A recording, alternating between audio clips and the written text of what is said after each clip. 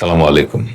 আপনারা সবাই জানেন আজকে মহান 5ই আগস্ট এবং আজকে শেখ হাসিনা দিল্লিতে বসে বাংলাদেশের বিরুদ্ধে, জুলাইয়ের বিরুদ্ধে ভাষণ দিয়েছে।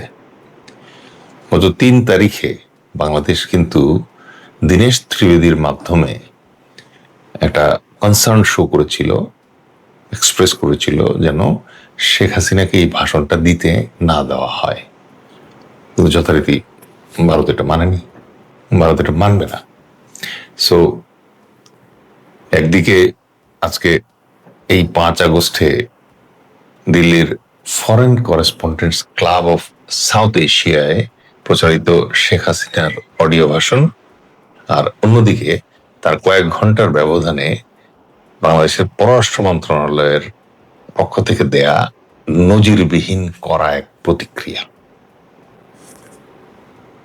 সারফেস লেভেলে এটা একটা পক্ষের ফিরে আসার হুঙ্কার আর অন্য পক্ষ থেকে তীব্র ক্ষোভ আর ধিক্ষার প্রকাশ বলে মনে হলেও স্ট্র্যাটেজিক লেভেলে বা কৌশলগত দৃষ্টিকোণ থেকে বিচার করলে এই দুইটাই মূলত হাই স্টেক ডিপ্লোম্যাটিক সিগন্যালিং এবং পজিশনিং গেম। কারণ আপনারা সবাই জানেন পলিটিক্সে অনেক সময় কে কি বলল তার চেয়েও বড় প্রশ্ন হয়ে দাঁড়ায় কে কেন কি বলল আর কোন টাইম লাইনে বলল। দিল্লির এই ক্লাবে প্রচারিত শেখ হাসিনার 4 দফার বক্তব্যকে কেবল একজন ক্ষমতাচ্যুত রাজনীতিবিদের ক্ষোভ প্রকাশ হিসেবে দেখলে ভুল হবে। এইটা মূলত একটা পলিটিক্যাল পজিশনিং স্পিচ। কূটনৈতিক পরিভাষায় এটাকে বলে লেজিটিমেসি ক্লেইম। তিনি নিজেকে কোনো নির্বাসিত নেতা হিসেবে নয়, বরং ক্ষমতাচ্যুত বৈধ শাসক হিসেবে তুলে ধরে ভবিষ্যতে যে কোনো পলিটিক্যাল দর কষাকষিতে নিজের প্ল্যাটফর্মটা ধরে রাখার চেষ্টা করছেন। জাতিসংঘের রিপোর্ট আর ইন্টারন্যাশনাল যে কনসেনসাস আছে তার সম্পূর্ণ বিপরীতে গিয়ে 2024 সালের এই গণ অভ্যুত্থানকে মেটিকুলাসলি ডিজাইন্ড কনস্পিরেসি হিসেবে আখ্যা দিয়েছেন তিনি। আর তার এই ক্লেইমের উদ্দেশ্য একটাই, সেটা হচ্ছে তার দল আওয়ামী লীগের কর্মী সমর্থক এবং দ্বিধাগ্রস্ত আন্তর্জাতিক কমিউনিটিকে একটা অল্টারনেটিভ ন্যারেটিভ সাপ্লাই করা। কারণ ন্যারেটিভ কম্পিটিশনে যে আগে লিখিত বা ঘোষিত ন্যারেটিভ প্রচার করতে পারে, ভবিষ্যতের রাজনীতিতে তার প্রভাব সবসময় একটু এগিয়ে থাকে। শেখ হাসিনা ডিসেম্বরে দেশে ফেরার একটা ঘোষণা তিনি বারবার বলছেন এবং আজকের ভাষণেও বলেছেন। তার এই দেশে ফেরার ঘোষণা আদতে এক ধরনের সাইকোলজিক্যাল ওয়ারফেয়ার বা মনস্তাত্ত্বিক চাল। এই ডিসেম্বরকে টার্গেট বানিয়ে তিনি মূলত 3টা কাজ একসঙ্গে করার চেষ্টা করছেন। এক নম্বর হচ্ছে তার নিজের দল আওয়ামী লীগের ভেতর যে ভেঙে পড়া মনোবল, সেটাকে তিনি চাঙ্গা করার চেষ্টা করছেন। দ্বিতীয়ত হচ্ছে বাংলাদেশকে ক্রমাগত একটা সাইকোলজিক্যাল প্রেসারে রাখার চেষ্টা করছেন। আর তৃতীয়ত হচ্ছে ইন্টারন্যাশনাল কমিউনিটির কাছে এবং ইন্ডিয়ার কাছে একটা মেসেজ দেওয়া যে আমি কিন্তু চুপ হয়ে যাইনি মোটেই। এটা অনেকটা দাবা খেলার সময় দেখবেন যে কোনো চাল, ভালো কোনো চাল না পেয়ে যখন দাবারু বোর্ডের উপরে অযথাই হাত চাপড়াতে থাকে এবং প্রতিপক্ষকে মানসিকভাবে চাপ রাখার চেষ্টা করে, এটা অনেকটা সেই রকম, যদি এটাতে কিন্তু প্রচন্ড ঝুঁকি আছে। এই যে ভারতের মাটিতে দাঁড়িয়ে তিনি ভারতকে মহান বন্ধু বললেন, এই বলাটা কেবল কিন্তু কোনো কৃতজ্ঞতা প্রকাশ নয়, বরং ভারতকে ডিপ্লোম্যাটিক্যালি এক ধরনের কো সিগনেটারি বা তার সহপক্ষ হিসেবে দাঁড় করানোর চেষ্টা। এর মাধ্যমে তিনি ঢাকা দিল্লির ভবিষ্যৎ যে সম্পর্ক আছে সেইখানে নিজেকে একটা খুব ক্রুশিয়াল এলিমেন্ট হিসেবে ধরে রাখতে চাইছেন। এবার আসি আমাদের সরকারের রিয়াকশনে। ফরেন মিনিস্ট্রি অলরেডি ভাষণ দেওয়ার সুযোগ করে দেওয়ার জন্য ভারতের বিরুদ্ধে শক্ত প্রতিবাদ জানিয়েছে। ঢাকার এই রিয়াকশনটা কিন্তু সাধারণ কোনো প্রতিবাদ লিপি না, এটা একটা ইন্টারন্যাশনাল লিগ্যাল ফ্রেমিং এবং সভরেইন রিডেফিনেশন ডকুমেন্ট বলতে পারেন আপনি।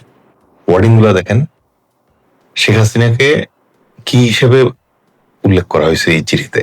অ্যাবসকন্ডিং কনভিক্টেড জেনোসাইডার, মানে গণহত্যার সাজাপ্রাপ্ত পলাতক আসামি। তো রাজনৈতিক পরিচয়ের বদলে শেখ হাসিনাকে আন্তর্জাতিক আইনের ভাষায় এই চিঠিতে ফ্রেম করা হয়েছে। উদ্দেশ্যটা স্পষ্ট, বিশ্বের যে কোনো সংস্থা বা তৃতীয় দেশ যাতে তাকে রাজনৈতিক শরণার্থী বা রাজনীতিবিদ না ভেবে আন্তর্জাতিক অপরাধী হিসেবে দেখতে বাধ্য হয়।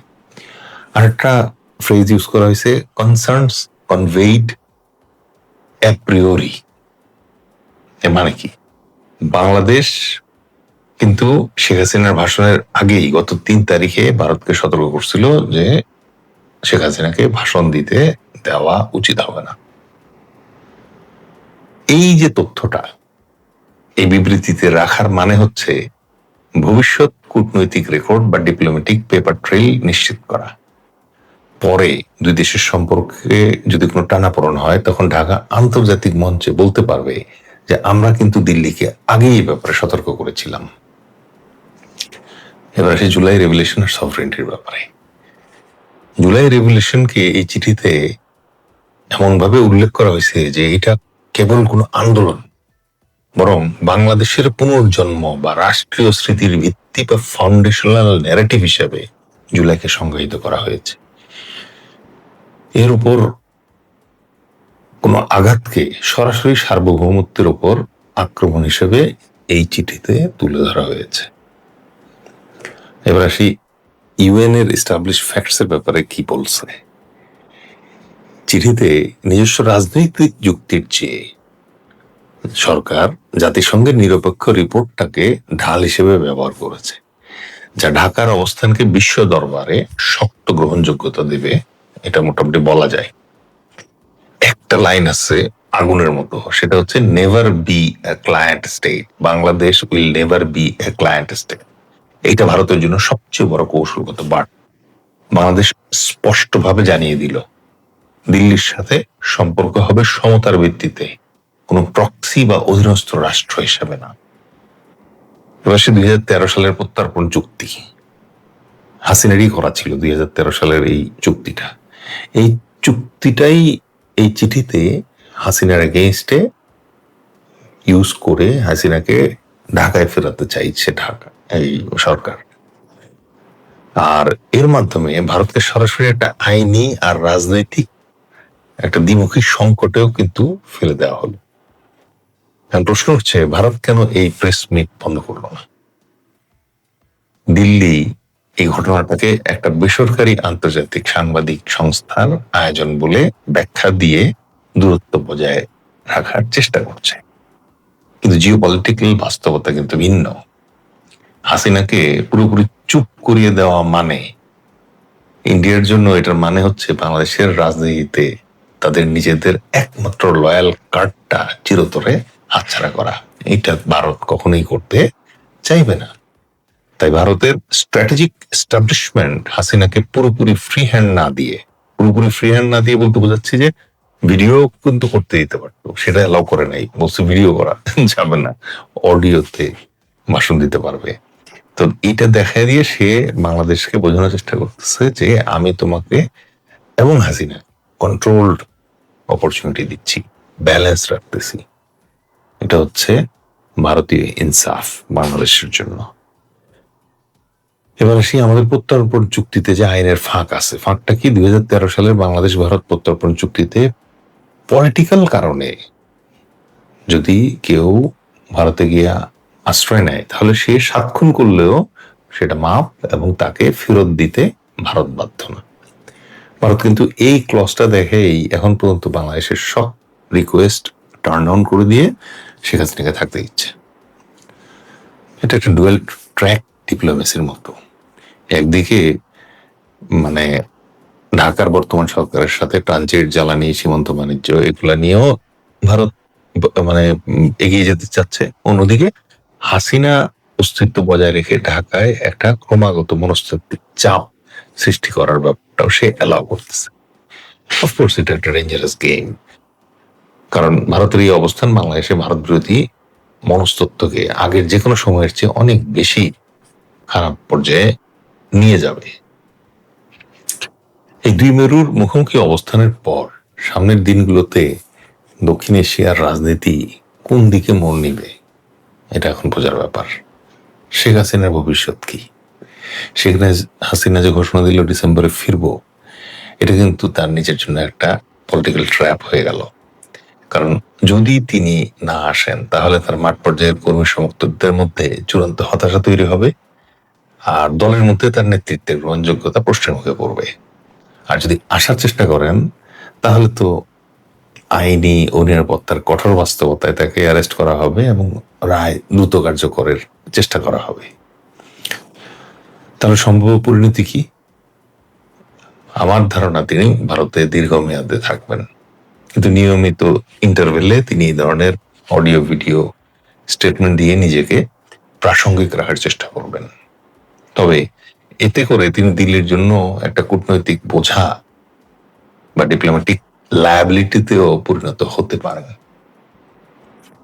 তাহলে এখন প্রশ্ন হচ্ছে আওয়ামী লীগের ভবিষ্যৎ। একটা রাজনৈতিক দল যখন কেবল একজন ব্যক্তির ভার্চুয়াল নির্দেশনার উপর টিকে থাকতে চেষ্টা করে, তখন তার সাময়িক স্বস্তি দিলেও দীর্ঘমেয়াদে কিন্তু বিপর্যয় ডেকে আনে। রাজপথের গণদাবি আর গণহত্যার দায় স্বীকার না করে কেবল ষড়যন্ত্রের বয়ান দিলে দলটা বাংলাদেশের মূলধারার গণতান্ত্রিক রাজনীতিতে প্রত্যাবর্তনের পথ নিজেই রুদ্ধ করে দিবে। ফলে আওয়ামী লীগ প্রবাস কেন্দ্রিক এবং আন্ডারগ্রাউন্ড একটা গ্রুপে পরিণত হওয়ার ঝুঁকি আছে। এক্ষেত্রে তারেক রহমানের লন্ডনে বসে বিএনপি পরিচালনার সাথে গুলিয়ে ফেলার অবকাশ কিন্তু নেই। কেন নেই সেটাও বলছি। কারণ জুলাই অভ্যুত্থান হয়েছিল বলেই বিএনপি আজকে সরকার গঠন করতে পেরেছে। শেখ হাসিনার পক্ষে এমন পপুলার সাপোর্ট পাওয়ার আশা করা এই মুহূর্তে বৃথা। এবার সেই বাংলাদেশ ভারত সম্পর্কের প্রসঙ্গে, বাংলাদেশ আর ভারত এখন একটা কোল্ড পিস বা শীতল শান্তির যুগে প্রবেশ করল। দুই দেশ বাণিজ্য, বিদ্যুৎ এবং ভৌগোলিক কানেক্টিভিটির তাগিদে কাজ অবশ্যই চালিয়ে যাবে, কারণ দুটো রাষ্ট্রই পরস্পরের উপর অনেক ব্যাপারেই নির্ভরশীল। কিন্তু রাজনৈতিক ট্রাস্ট ডেফিসিট বা বিশ্বাসের ঘাটতি সর্বোচ্চ স্তরে চলে গেল। বাংলাদেশ তার পররাষ্ট্রনীতিতে চীন, পাকিস্তান, পশ্চিম এশিয়া ও পশ্চিমা বিশ্বের সাথে সংযোগ বাড়িয়ে দিল্লির ওপর একক নির্ভরতা পুরোপুরি ভেঙে ফেলবে। হাসিনার এই ধরনের আক্রমণাত্মক বক্তব্য এবং ভারতের রাজনৈতিক আশ্রয় প্রদান বাংলাদেশের অভ্যন্তরীণ রাজনীতির মেরুকরণ বদলে দিচ্ছে। বিএনপি, জামায়াত এবং জুলাই বিপ্লবের তরুণ রাজনৈতিক নেতৃবৃন্দের মধ্যে নীতিগত শত পার্থক্য থাকলেও সার্বভৌমত্ব সুরক্ষা ও ফ্যাসিবাদের বিরুদ্ধে অবস্থান ইস্যুটি তারা একটি শক্ত জাতীয় ঐক্যের জায়গায় দাঁড়িয়ে যাচ্ছে। আগামী নির্বাচনে এটাই হবে বড় রাজনৈতিক ট্রাম্প কার্ড। হাসিনা চেষ্টা করছেন 2024-এর ইতিহাসকে নতুন করে লিখতে, আর ঢাকা চেষ্টা করছে আন্তর্জাতিক আইন আর কূটনৈতিক চ্যানেলের মাধ্যমে সেই ইতিহাসকে চিরতরে সিলগালা বা লক করে দিতে। অনেক সময় আগেই বললাম যেটা, যে কে কি বললো তা নয়, বরং পলিটিক্সের সবচেয়ে গুরুত্বপূর্ণ বিষয় কে কিভাবে দীর্ঘমেয়াদে নিজের অবস্থান ধরে রাখলো। একটা বক্তৃতা কেবল সমর্থকদের উল্লাস যোগাতে পারে, কিন্তু একটা রাষ্ট্রীয় পররাষ্ট্র মন্ত্রণালয়ের কঠোর লিখিত নথি, সেটা দিয়ে লেখা হয় ইতিহাস। আন্তর্জাতিক আদালত এবং সার্বভৌমত্বের স্থায়ী রেকর্ডের জন্য এই ধরনের নথির গুরুত্ব অনেক বেশি।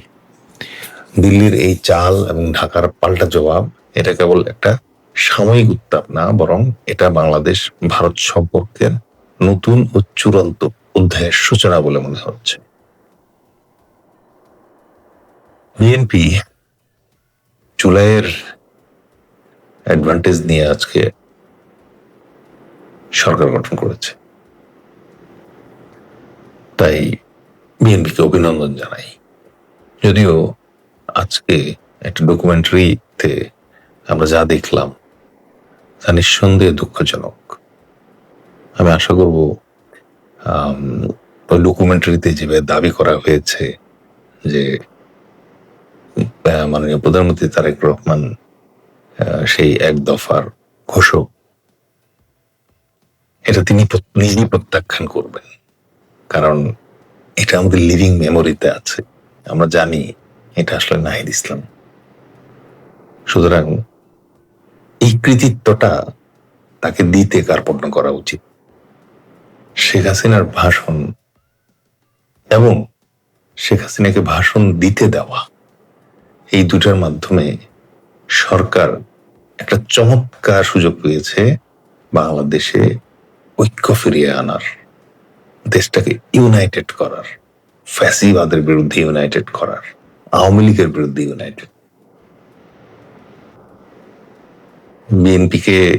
বিএনপির প্রধান এবং বিএনপির নেতাকর্মী যারা আছে তাদেরকে আমি অনুরোধ করব, অপরচুনিটিটা বোঝার চেষ্টা করেন, দেশের স্বার্থটা বোঝার চেষ্টা করেন, আমাদের একতাবদ্ধ হওয়ার জরুরতটা বোঝার চেষ্টা করেন এবং এমন একটা পরিস্থিতি করেন, যেহেতু আপনারা সরকারে আছেন, আপনাদের দায়িত্ব বেশি, আপনারা চাইলেই করতে পারেন,